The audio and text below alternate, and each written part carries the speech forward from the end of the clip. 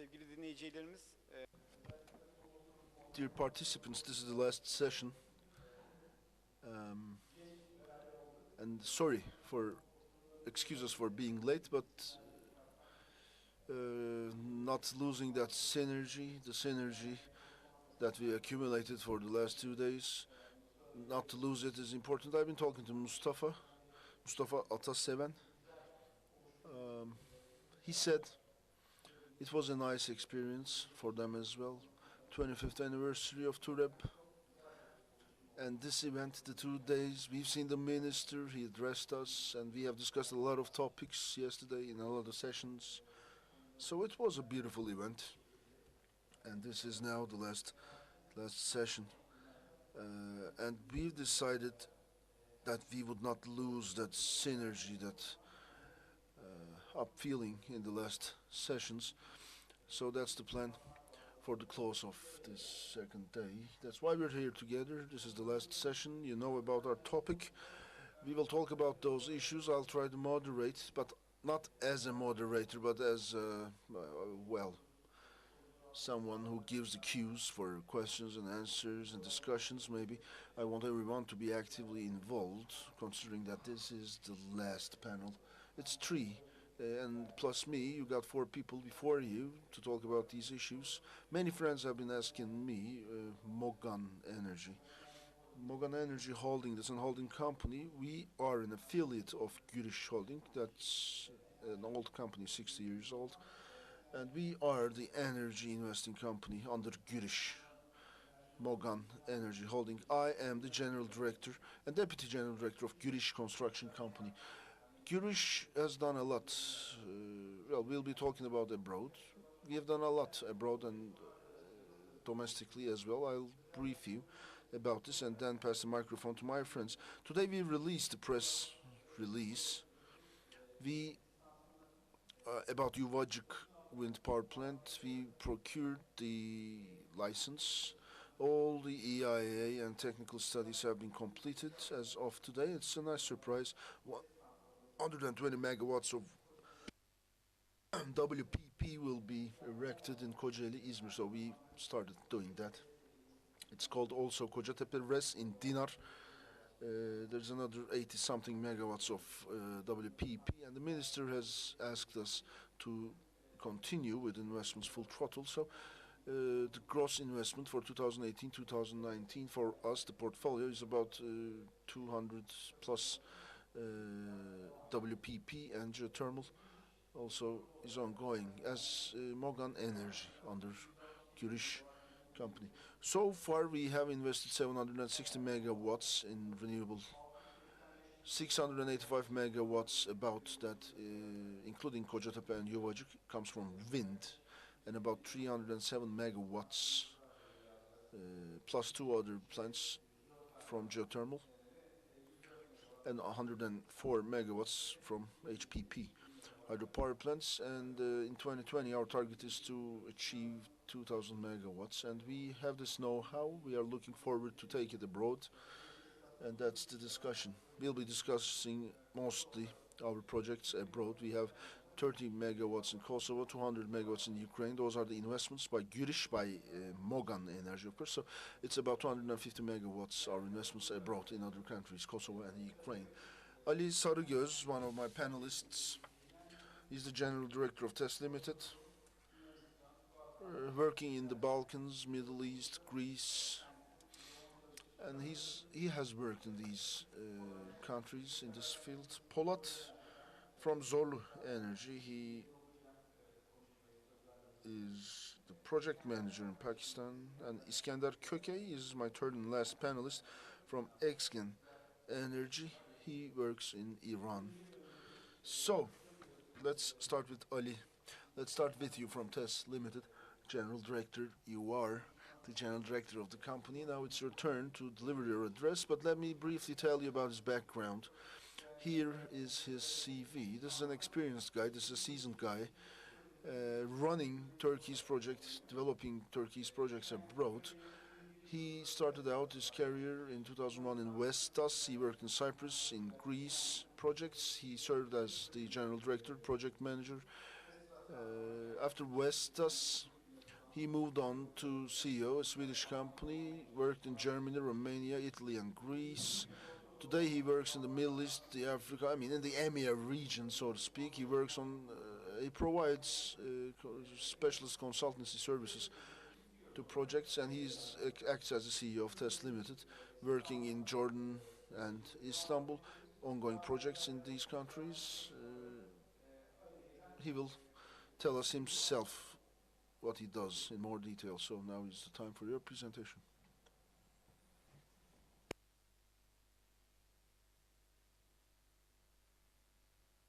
Oh well, before we start, everybody's given 15 minutes. 15 minutes. Then we have some time for questions and answers. Welcome, everyone.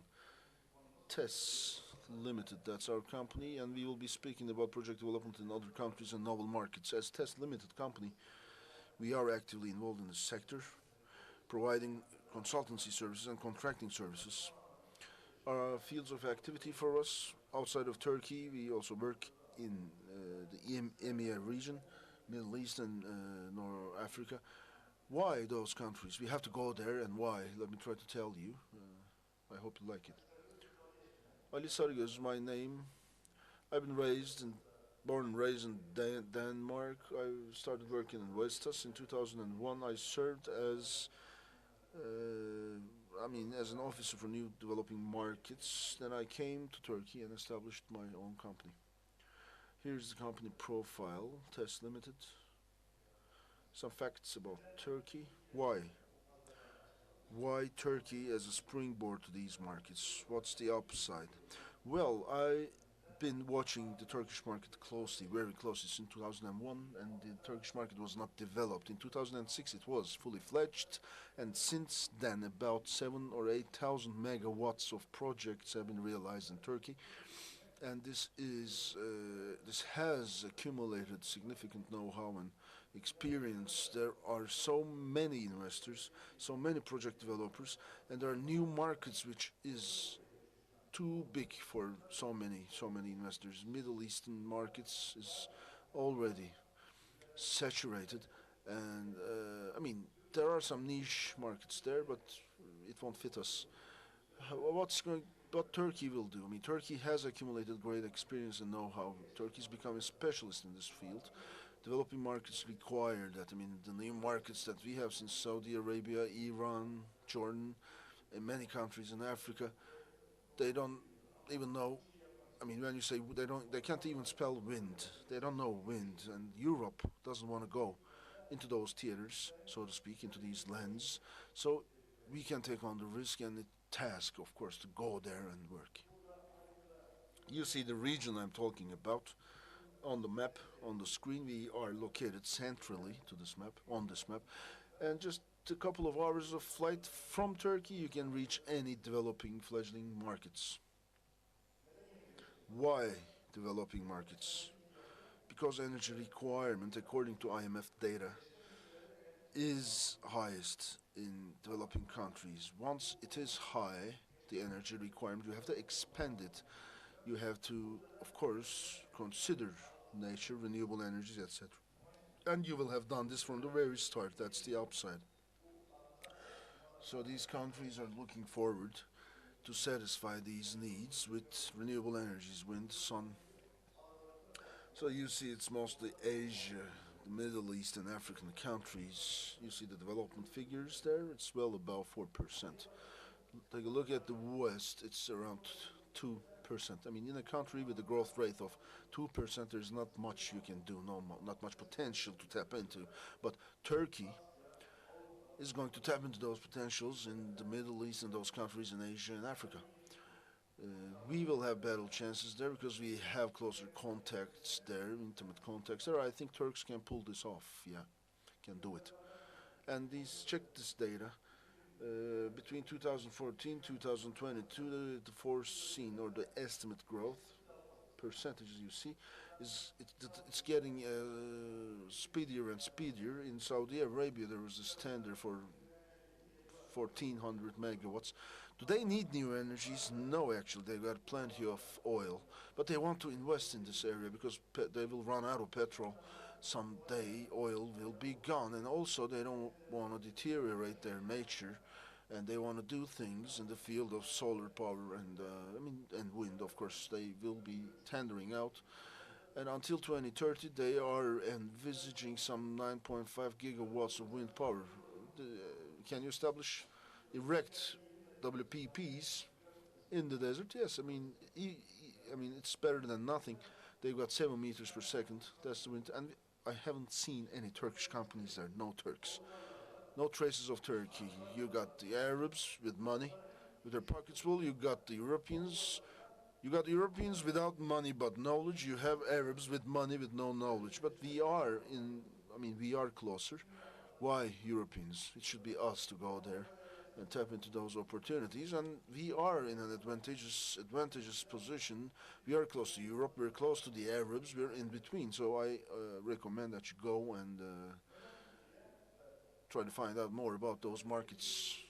Why Turkey? Turkey's economy is growing, and just like the economy of these countries. And looking at Europe, we can say that we have more advantages than Europe. I mean, in the last decade, 10, 11 years, number of staff employed in the wind sector has increased. Is that enough? No, it's not enough, because 7 years ago I had delivered this address.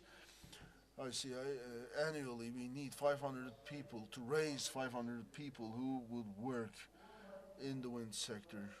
Apart from that, the staff in our neighbors, they can come here and we can educate them. Uh, they have visa problems. They've got problems going to Europe. They can come to Turkey easily, our neighbors from the east and the south, of course. So we can act as a bridge. We can educate those people, share our experience and know-how with these guys. And that's another option. What countries I'm talking about? You see those names: Jordan Kingdom, Saudi Arabia, Iran, Oman, Kenya, Senegal, Kazakhstan, Serbia, and Azerbaijan. Serbia has just started carrying out its projects. There are projects ongoing in Oman, in Kenya, in Iran. Iskender will tell you about the case of Iran. He knows better the Iranian market. In Saudi Arabia, I've been there last week attending a meeting, and it was only nothing but big players, big potentials, big projects. And as you can see, developing countries, capacities, you see it on the screen. And as I say, we are advantageous also in Turkic republics in Central Asia. But I mean, Turrev has to take on the responsibility. Has to take on the responsibility, and I talked about this with Mustafa. We have to go there, contact the authorities there, and motivate them so that Turkey can take the lead in those countries and pick some fruits, business fruits, so to speak.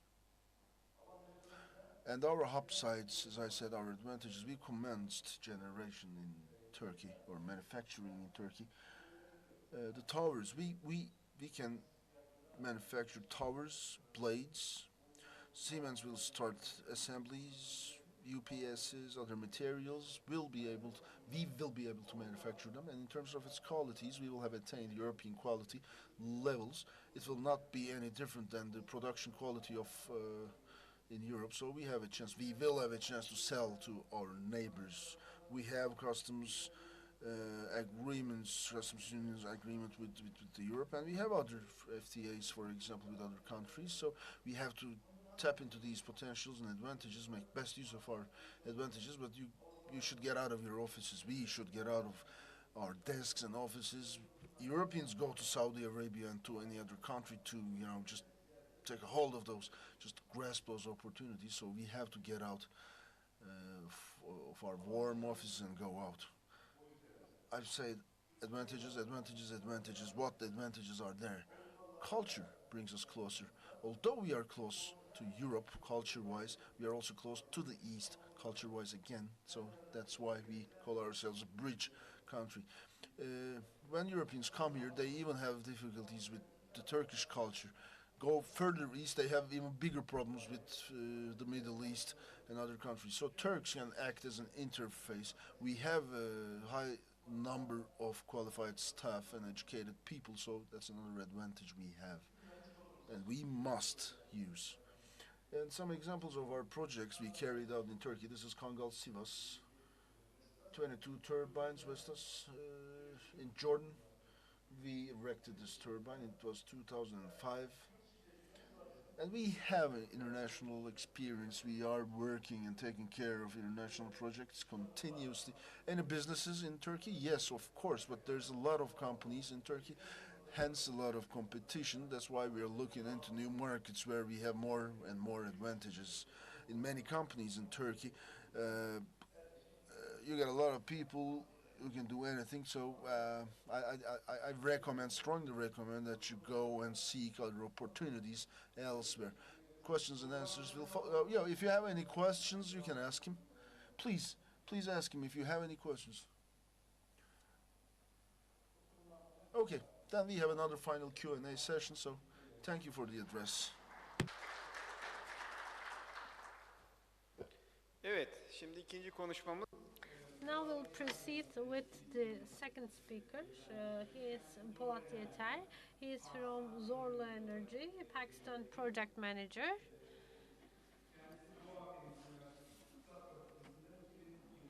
He graduated from the Faculty of Business and he had executive MBA at Karachi University and British Law, and he started working as Arthur and Anderson, and then he worked Ernst and Young for a couple of years, and then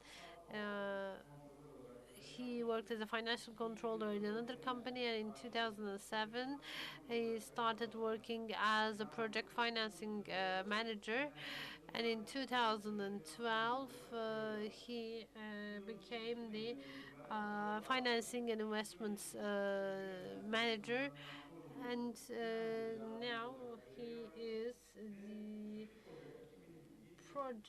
Pakistan project manager as of 1st of January 2017. He is going to give us some information about his experience.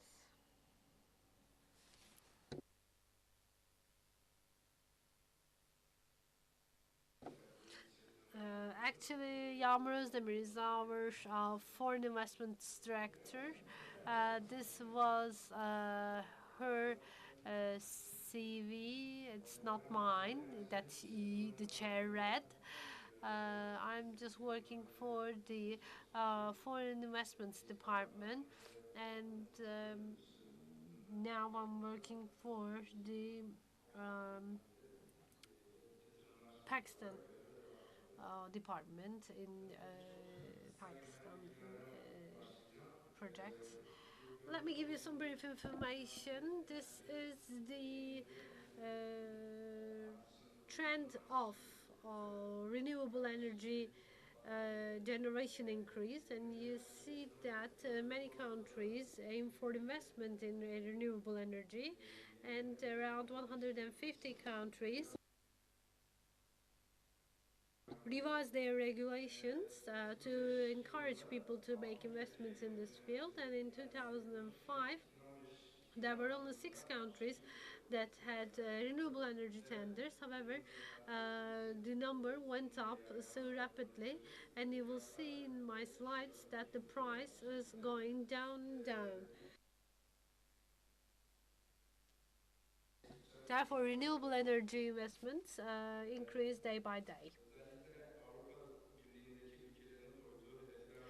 There are some goals that European Union countries set for themselves, and there are some countries that miss those goals, such as the UK, France, and Spain.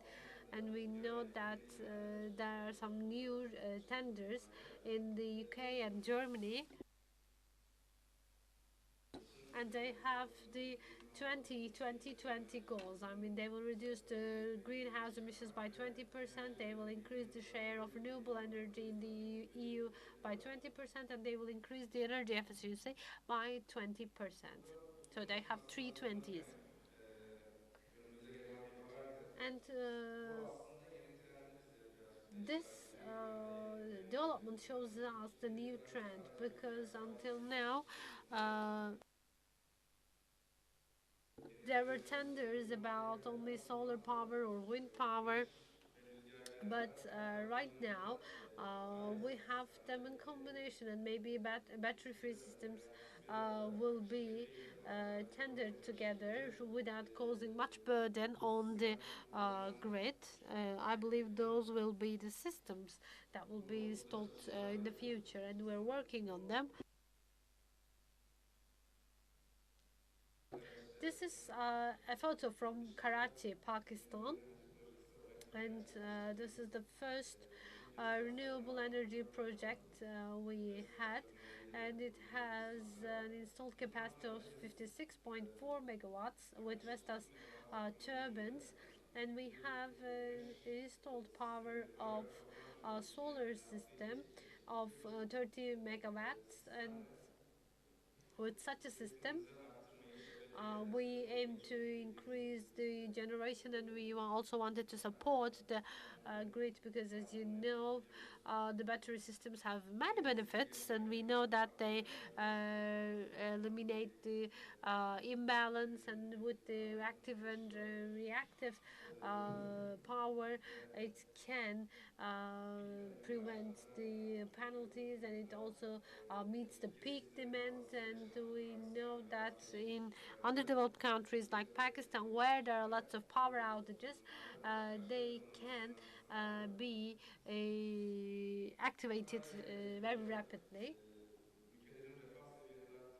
As the welfare level of the countries increase, they invest more in batteries, and we see that the cost of batteries going down and down. It's still not at the expected or desired level, but we believe that the project will be more feasible in the future, and we believe that all these can be applied together. In 2015, there was a draft regulation, uh, but no more progress has been achieved yet. Maybe we follow Europe a step behind in wind and solar, but we know that this is the new trend, and if we prepare the regulation and the necessary infrastructure, we will be able to keep pace with the developed countries.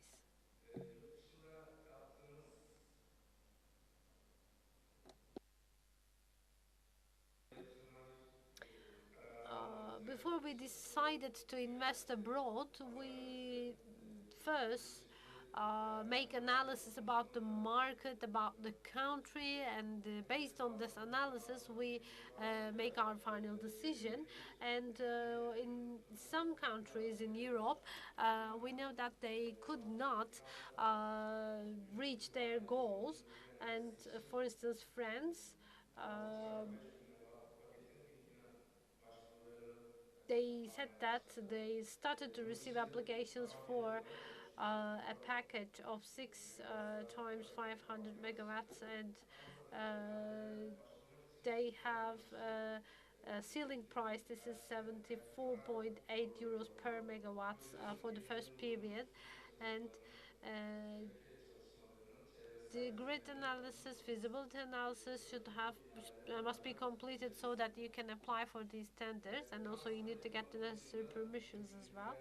As you know, the nuclear energy is used for the electricity generation in France, and their aim is to reduce it by half until 2030. And Spain is another country that lagged behind the targets of the European Union, and there was a renewable energy tender of 3,000 megawatts in 2017 in May, and only 2,919 megawatts is allocated for wind, and they just gave the rest for the solar energy. And when we look at their 2020 goals, their aim is to increase the installed wind power to 38 gigawatts. As mentioned by the previous speaker, we follow the developments in Jordan because Jordan has a very important geopolitical position in the Middle East, and it's a more stable country when compared to its neighbors. Therefore, looks like it looks like a safer harbor for investments, and therefore the storage tenders as well in Jordan, and we follow them too. In Jordan, we have 500 megawatts capacity for wind and solar power plants. And this is Saudi Arabia, and their aim for 2023 is to have an installed power of 9.5 gigawatts. And in 2017, February, they had a tender for 700 megawatts, 300 megawatts for solar, 400 megawatts for wind, and the bid was $17.8 per megawatt hour for solar, and we're expecting to see the solution, see the end result for this tender this month. When we look at the wind tenders in the world, we know that the prices tend to go down. Turkey and Morocco, I believe it was mentioned by the previous speakers, but we have Siemens in Morocco, and they have a similar project to TWEC. It was 850 megawatts, and the bid was $30 per megawatt hour, and the prices are going down gradually, and we believe that it will be useful for the grids, and we also think that once the solar power and the wind power reaches a certain level, they need to be supported with the necessary battery systems, and we need to think about the grid system and the future of the investment. So maybe in the future we will have a joint storage system for solar and wind together. Thank you very much. You have given us brief information about all the countries that can be invested in. Any questions?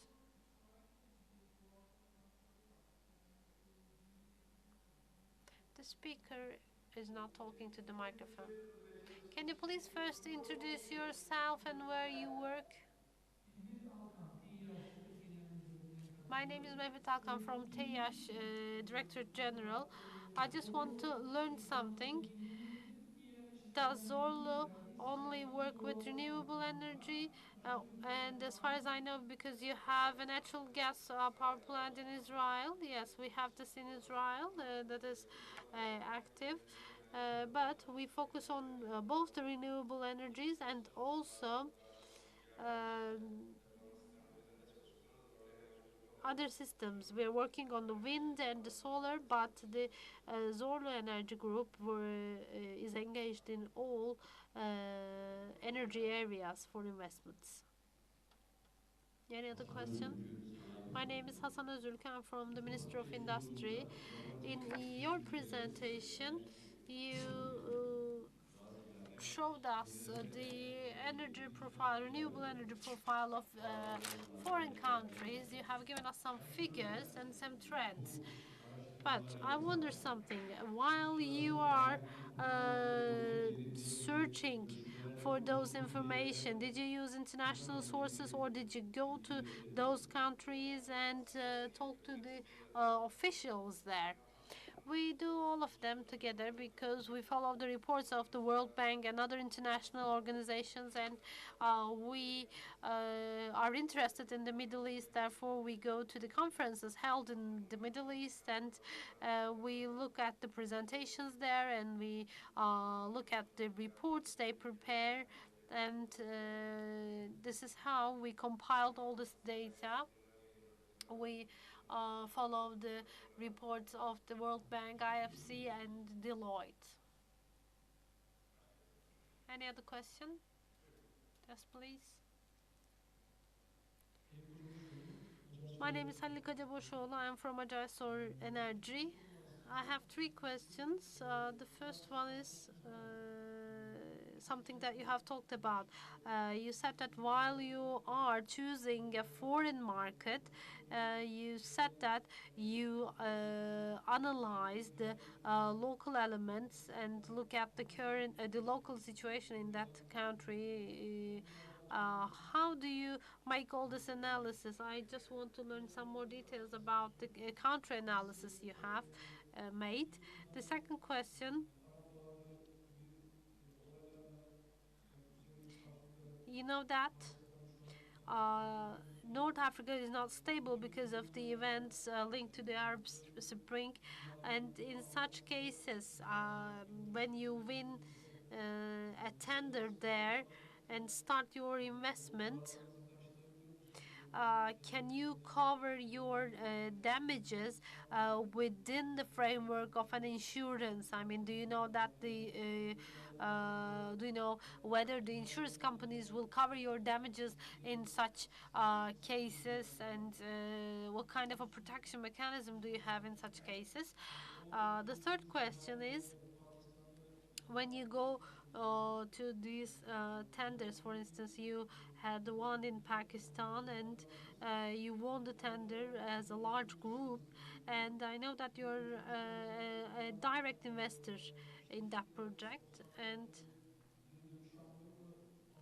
what is your aim here? Are you going to get feedback once they are operated, or are you going to develop the projects and sell them later on, or how are you going to get your turnover from here?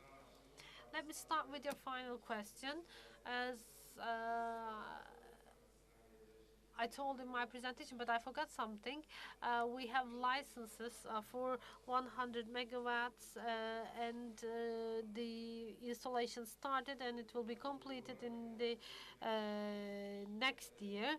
And our approach is to go to the country as an investor, and then commission it and stay there until the end of the process. And we didn't have any problems with this approach so far.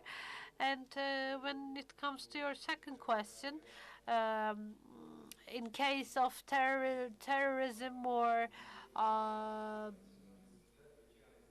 political or economic instabilities, of course, we first analyze this country based on all these factors, and if the risk is low, then we check the energy market of that country, and we try to find out information about those players in this industry. Uh, this is how we manage to keep ourselves away from such circumstances such as the Arab Spring or warfare. I don't know much about the insurance, but I believe that there are insurance companies that covers such circumstances. But the best thing would be to make the right analysis and try to avoid that market if there's such a risk. I believe this is all about the questions. Thank you. Now, the final speaker is Iskender Kökey. He is from XGen Energy. He is the managing partner. Born in 1987 and completed his higher education in Ankara, and then he studied mechanical engineering, and he went to France to study photothermal radiometry, and in 2013 he had his master's degree, and he is also studying on his PhD degree at the same university, Yıldız Technical University, and since 2011 he is working for the renewable energy industry, and now he is the managing partner of XGen Energy, and he has academic and commercial studies on the low access turbines, and he is also members to several chambers and associations. So you're working very hard, although you're very young, and you will give us some information about Iran.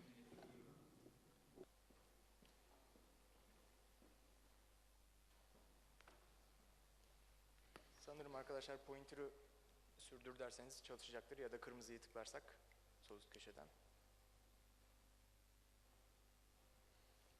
Sağ tarafta sunum açık aslında Outlook simgesinin hemen altında. Evet o, onu da açık tıklayabilir. Teşekkür ederim sağ olun. Thank you. Hello, everyone, once again. 2 days hectic, 2 days. This is the last day, last session, last speaker I am. It's a handicap, and I'll try my best to turn it into a positive advantage. But it was nice the last 2 days. I would like to thank everyone, the association and everyone, the organizers and everybody. Thank you for the organization. It was a beautiful 2-day event, and I got a lot of positive impressions. Anyway, so I think the pointer is not working. Maybe can you escape, please? Yeah. Let's play. Yeah. Okay. Now that's working. There's a lot I want to tell you about, but this is the last session, and I will be moving on fast. I won't tell you who we are. I'm not going to go into the peculiars or particulars of the brand, but we work with our investors in Turkey and abroad on renewable energy, and more specifically, we provide engineering services in wind and solar. It can be products or entirely value-added services. But we have succeeded and successfully completed many projects, and we will be continuing our work with the most prominent investors in Turkey and globally, of course. Specifically, as I said, I would like to tell you about the Iranian market.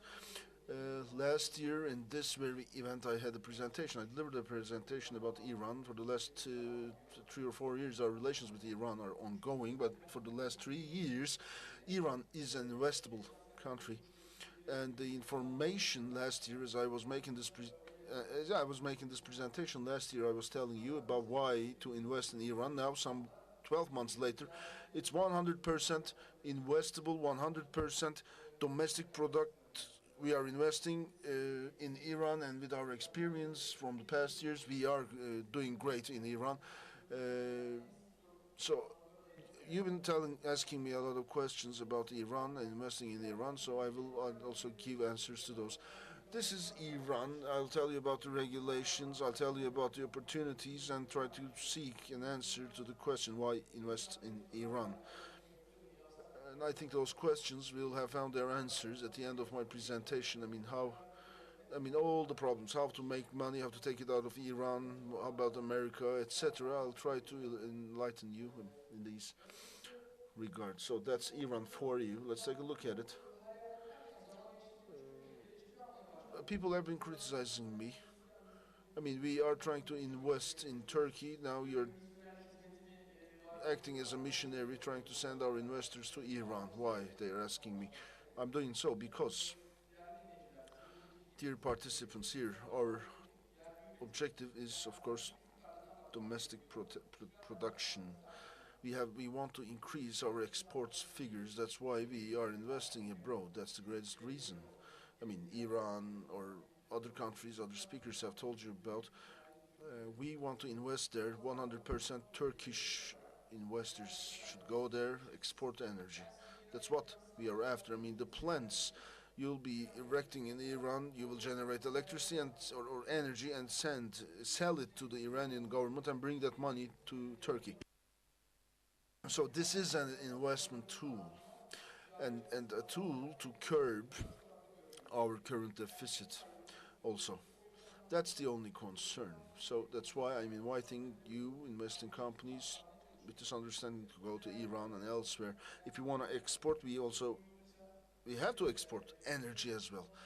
And the best way to do it is to invest in other countries, to generate and make money from the value added in those countries and bring that money to Turkey and to export energy.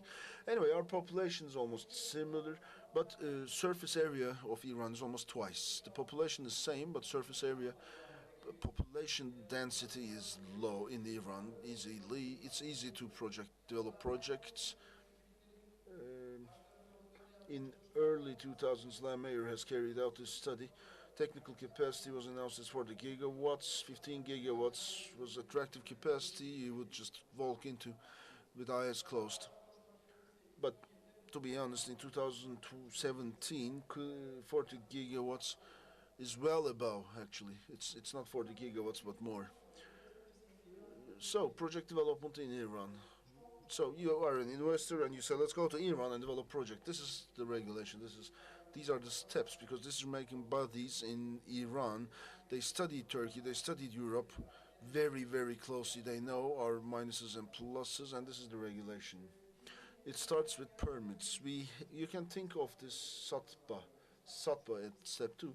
SATBA corresponds to our renewable energy general director. They receive your applications. This SATBA is where you submit your applications. Just walk into the Ministry of Energy and ask for a license. You will be asked three documents. One of them is an environmental permit. Second one is the grid connection permit about your project site, whether or not the capacity is there and the connection. And thirdly, it's the property rights. If that's, for example, treasury, you have to lease it from local authorities. If that's private property, then you have to acquire that, buy land. Then they give you a license, define a 20-year license for you, Iranian minister, but it's a tricky part. Your license commences right before construction. If you are looking to make money out of this, the very next day you get the license, you have to go and commission your plant so you will not incur losses, and this is a trigger for the realization of investments, and that's how it is integrated in the legislation. In 6 months, you can get all permits simultaneously. In a couple of months, you will submit that, and the ministry will peruse that, evaluate and review those documents in 24 months maximum. Then your construction starts under the condition that as soon as you receive the license, you will not hold it. You have to complete and realize your investment in 24 months. It's not a license forever. So if you fail to commission in 24 months, you have plus 9 months extension.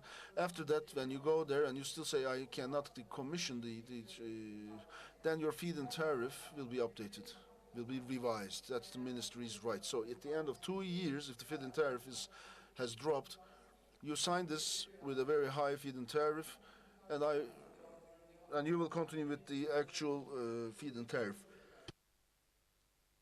So it's another safeguard to make sure that the investors complete their investments in 24 months. Then the operations start.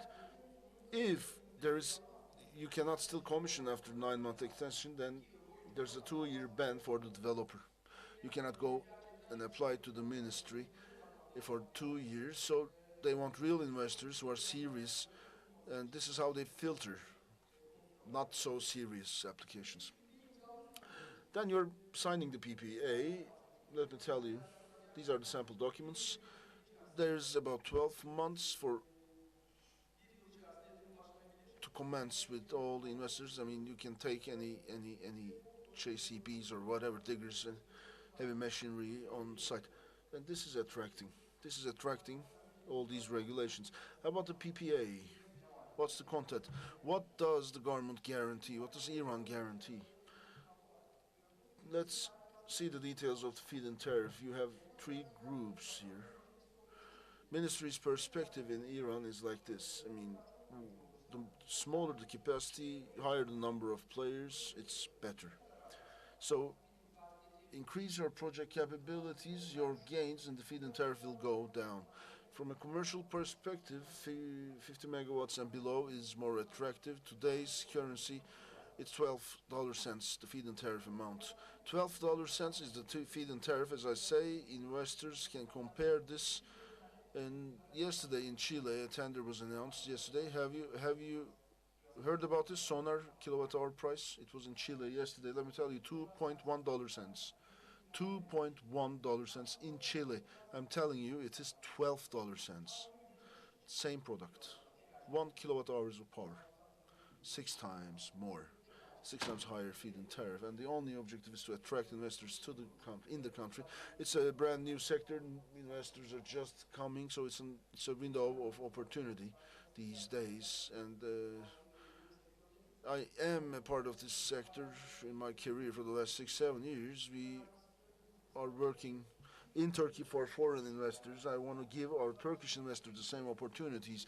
Let us go there, realize gains in other countries, and bring them to Turkey. Here's Iran giving us this opportunity, and the question we need to ask at this point is: there's this risk in Iran exchange rate.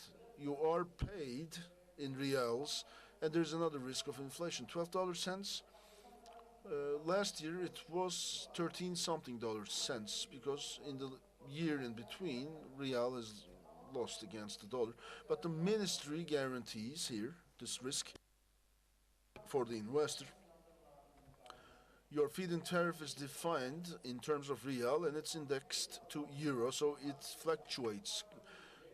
Real goes up in line with euro. I mean, if it depreciates, sudden depreciation, then your feed-in tariff is guaranteed by attachment to euro. And another risk is domestic risk of inflation. If, as an investor,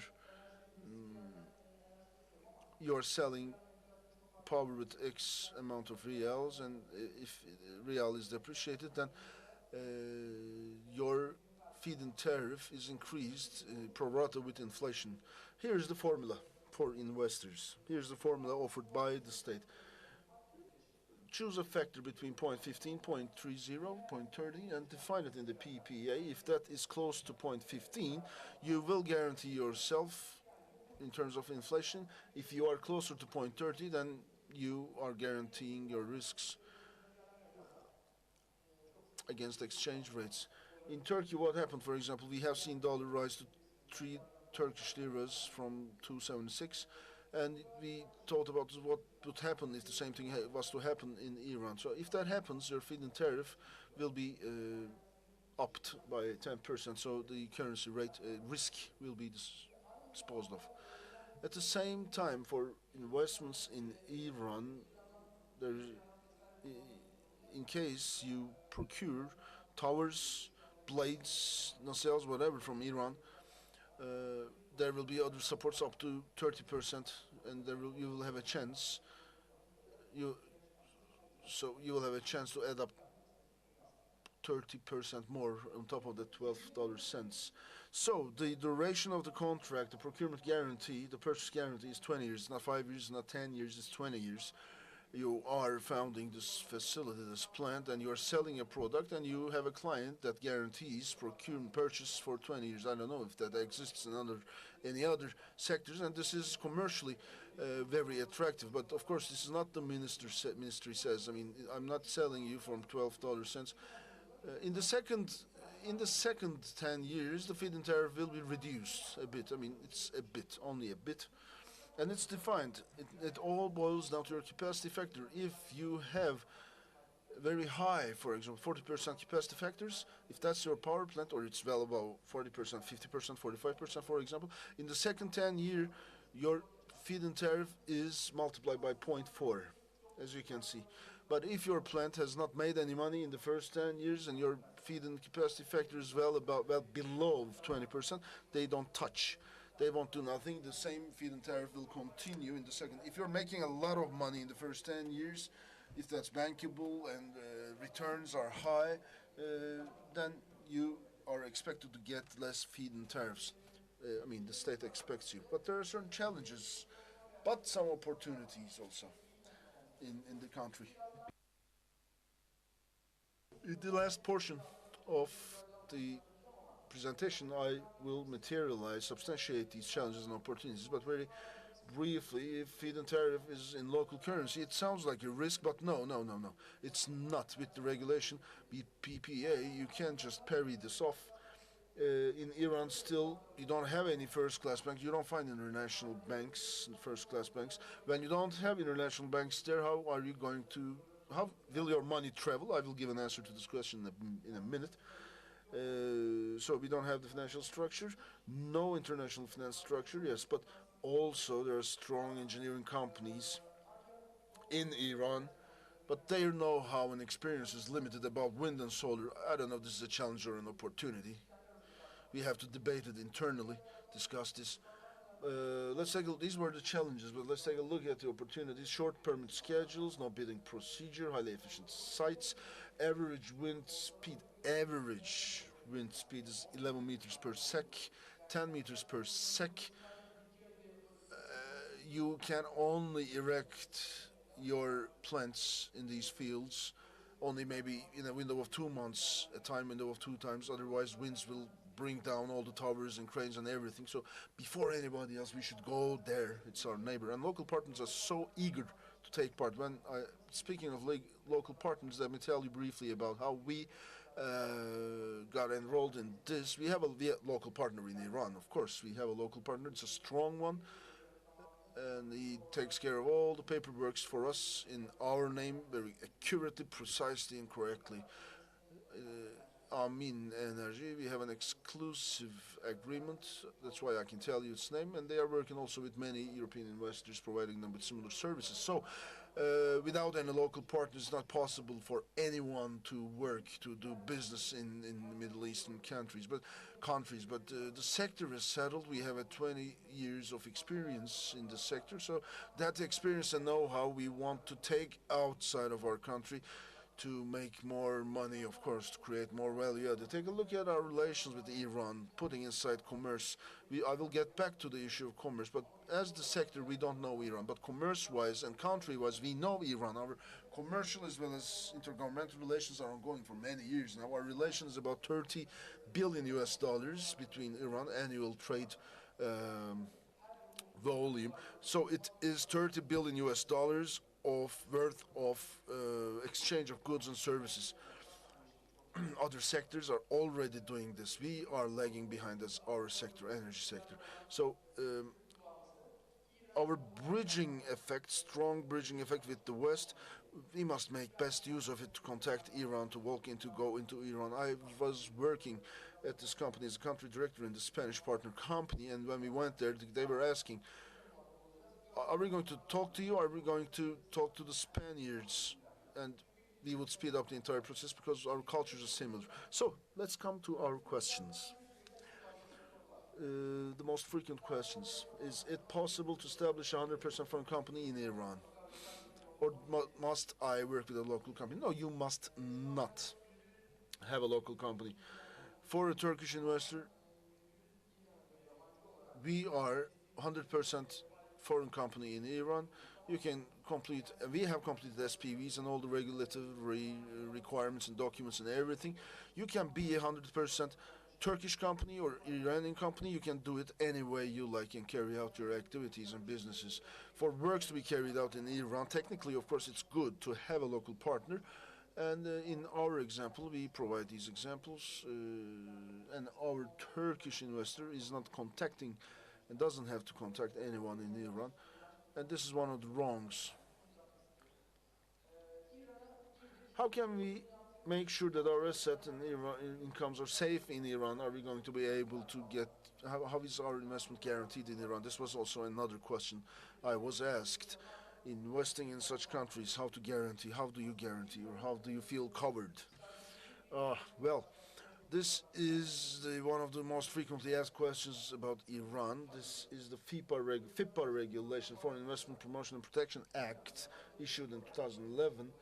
When you go as a foreign investor in 2002, I'm sorry, it was ratified. So all your investments and entire revenues are guaranteed by the ministry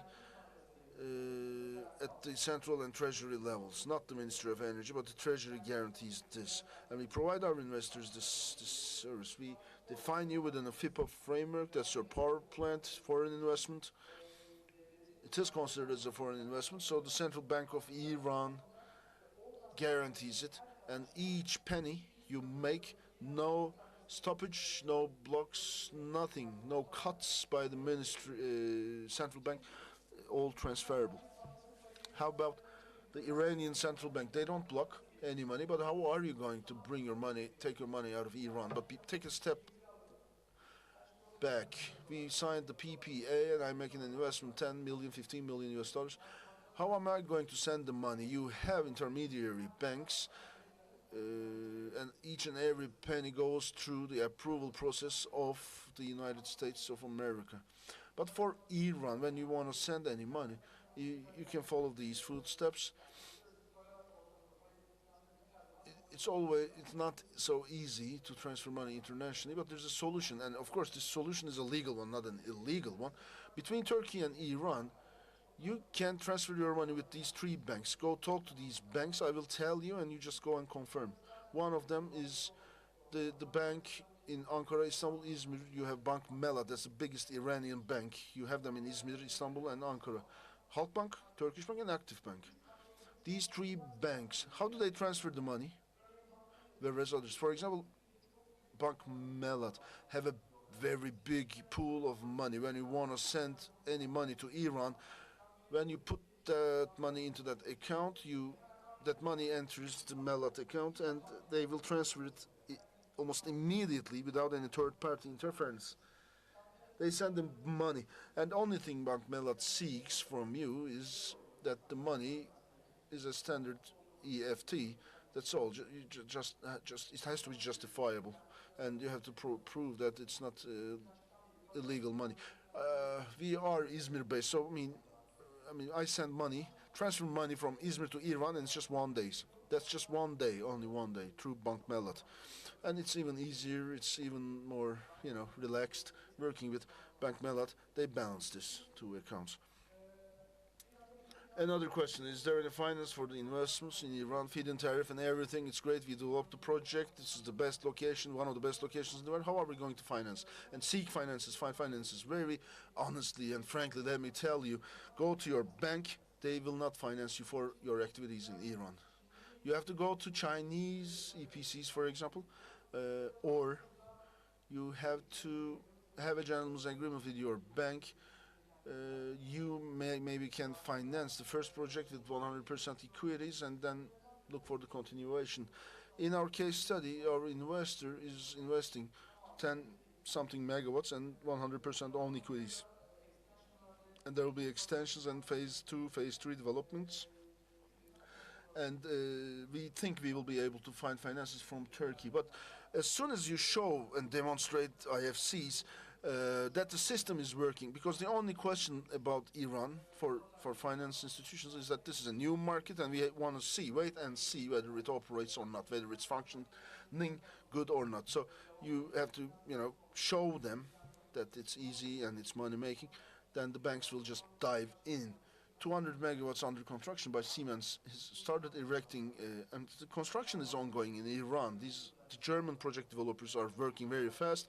2 gigawatt solar is there. No, there's a Norwegian group working on the solar side, 2 gigawatts, as I said. So the process is coming, the wave is coming, the tsunami is coming. So we have to think about not today's conditions, but tomorrow's conditions. This is Iran, a big market. Nobody will leave you without money. So you have to, have a strong foothold.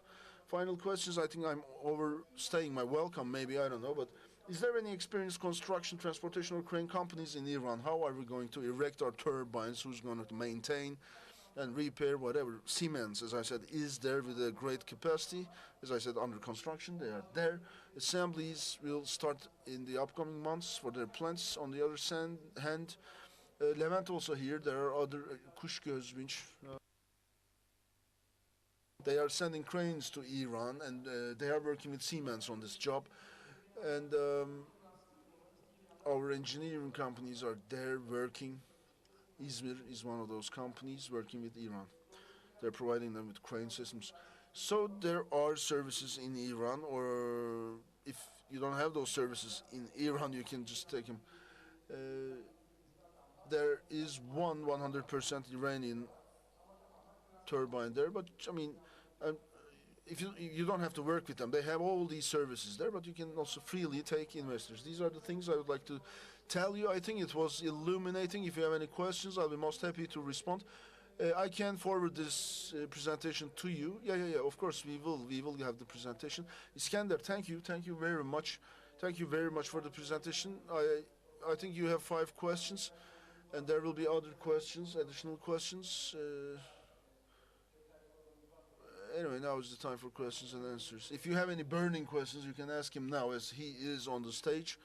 He has he has found and made a note of the questions and given us the answers. But if you have any further questions, please. Buyurun. Hasan Özürkü sana My name is Hasan Özük. I'm from the Ministry of Industry. In your presentation, you said that you need to have three conditions fulfilled to invest in Iran. One of them is about the site. What kind of an incentive do they have? Do they lease the site? The other thing is that if you use local subsidy, I believe the prices will be better. So, you said that there is something similar in Iran. So, do they have their own local production, and can they produce all types of all forms of power? With regards to site, you can use a private or a site that belongs to the state, because we have long-term leasing here, and we do not lease the whole area. We have 2 plus 25 years options or 2 plus 20-year options. I will rent it for 2 years, and if I have my PPA, I will have my second agreement valid for 25 years. But if after the 2 years it's not working, you can go away easily. Or you can either purchase this site, the area, or you can rent it. For instance, you're allotted this area, and there's a regulation about this. It's not like the redevelopment we have, but we can use their sites. When we look at the costs, if we're talking about a site with higher costs, I can tell you that it's still lower than the costs in Çeşme, Alaçatı, or in Thrace in Turkey. But the leasing or the renting prices is not so high. There is a very detailed regulation about the local subsidies for solar and wind turbines. There is just one manufacturer, and that is called Mapna. And they have megawatt-sized turbines, and they can they can manufacture the towers or the blades. They have their own generators, but if you like, you can buy generator outside, but you can buy only the blade or the tower from them. And you have some payment from the government with your feed-in tariff if you buy those from them. I don't know if anyone did it that way. Of course, it's a company working with the state. The state is a partner of them, and they're just developing their products to sell them for the domestic market most of the time. Yes, please. You have a very nice snapshot of Iran. Thank you very much for all this information.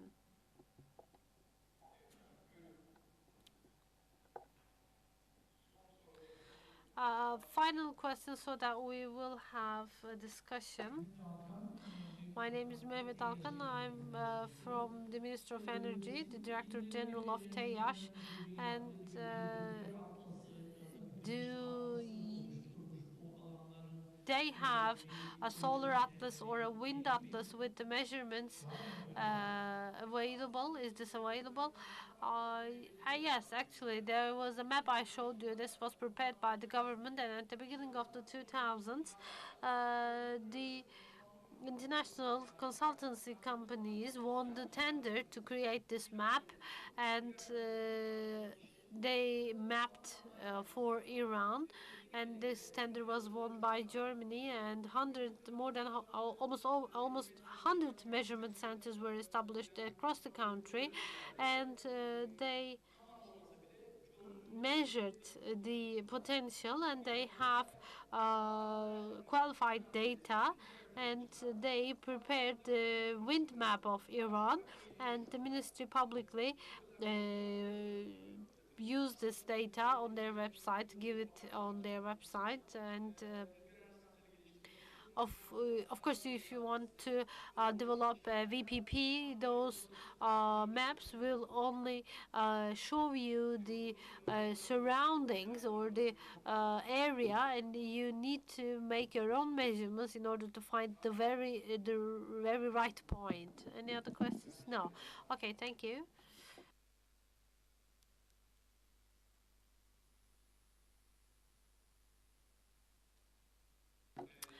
If we wrap it up, Iskandar has delicately given us information about the Iranian market, and I was thinking about our company, which initiated the first wind power plants in Turkey 12 years ago, and it was really hard to go and find the wind measurement pole, and this was a very hard and challenging market at the beginning, but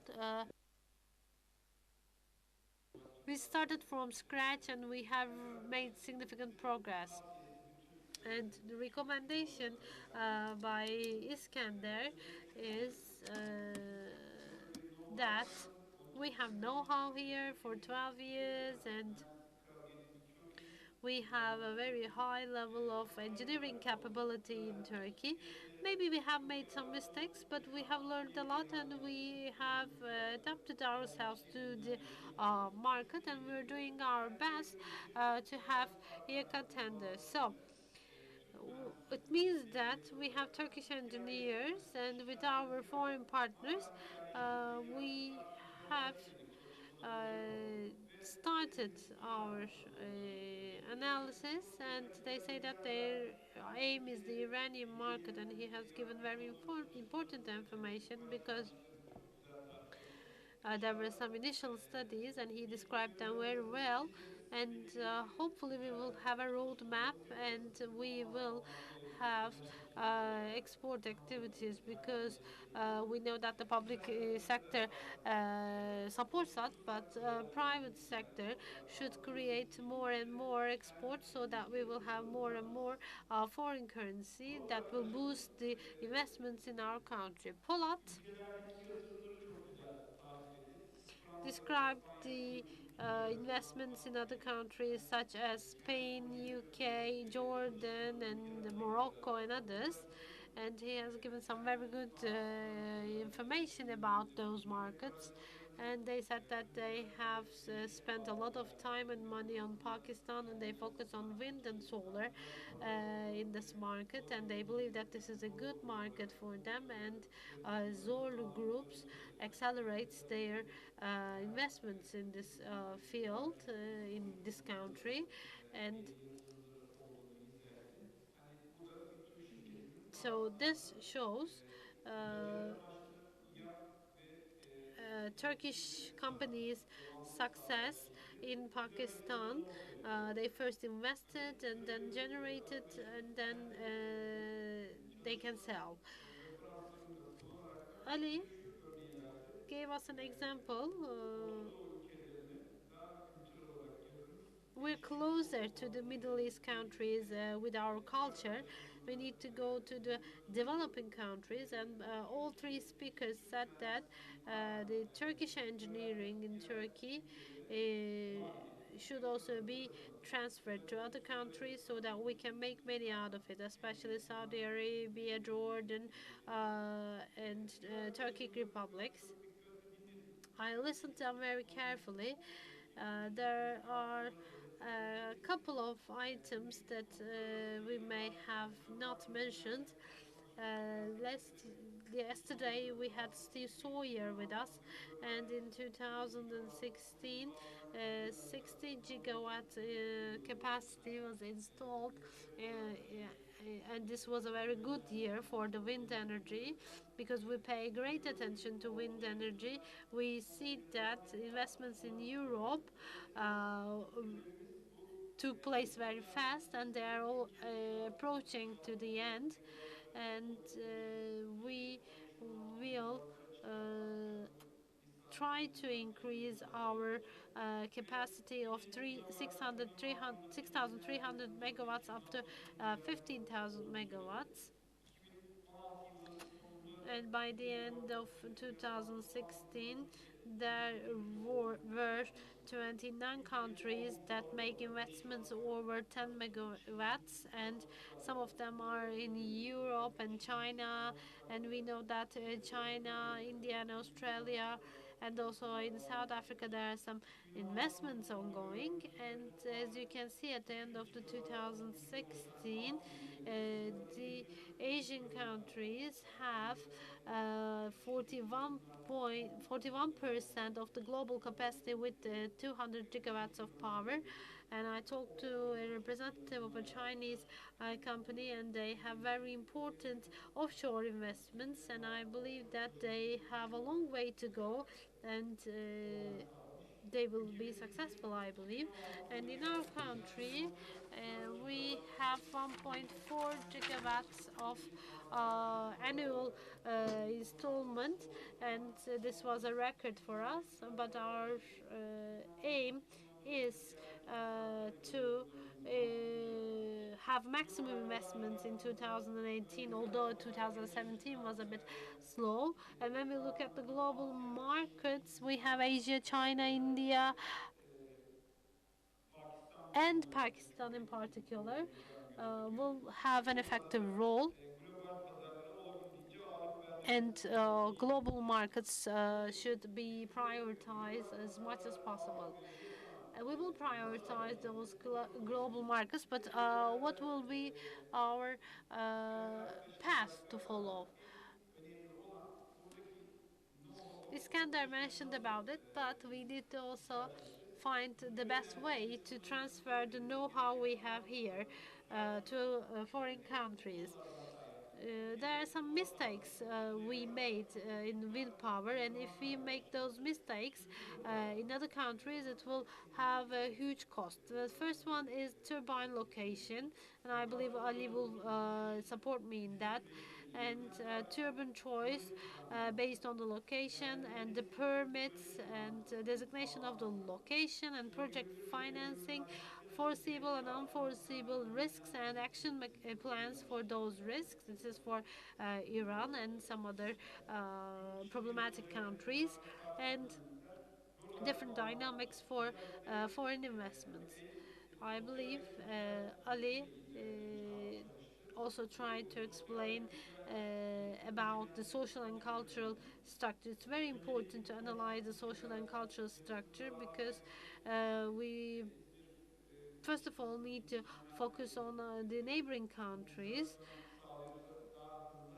because it gives us to act in a more rapid manner. And for the permits, the biggest problem we face in Turkey is that we have lots of permit procedures, and we just wait for 15 or 18 months to complete the permit process, permit procedures. And although we're working with the bureaucracy, but sometimes we have to wait, and we also have to wait for sometimes environmental impact assessments and forest permits. And Iskandar said that you do not lose that much time. It's around 4 or 6 months in Iran. And in his final slide, Iskandar said that energy sales prices are very important, and PPA is very important. Incentives were asked by our colleagues in the public sector, and we need to make good analysis about the incentives, and if there's going to be no feedback, it will be problematic. Therefore, the insurance companies will not provide the insurance about them. So the companies have the know-how, and with our young and dynamic engineers and technical staff, we need to work as a team and act as if it is the first project you are doing, and you need to be very ambitious, because there are lots of ambitious works required. And for instance, Iskandar did it for 10 megawatts, and our aim is to reach 1,000 megawatts. Therefore, this way we can bring Turkish capability to other countries. And as you know, in the recent history, we used to have all these facilities from foreign companies, but now we have the Turkish facilities and manpower. Therefore, this know-how and technical knowledge we have can be transferred to other countries. It's a debt we owe to our country. Therefore, the young colleagues are trusted by the Turkish companies. We have confidence in them, and we want to have some new leaps and initiatives. So we're working for some new projects. We spend almost half of the year abroad and look for new projects, and this is what is set by all the panelists. So we have the goals, they are clear, and we need to work hard. We have the know-how both in the private sector and the university, and we need to build more on it, and we need to bring the R&D activities to the optimal level. If you now have questions, we can take them in the last 5 minutes we have. Any other additional comments from the panelists? So thank you. This is the end of the session. Evet. Oturumu kapatmadan arkadaşlarımızın nazik davetimize Before I close the session, I would like to give the certificates to the panelists.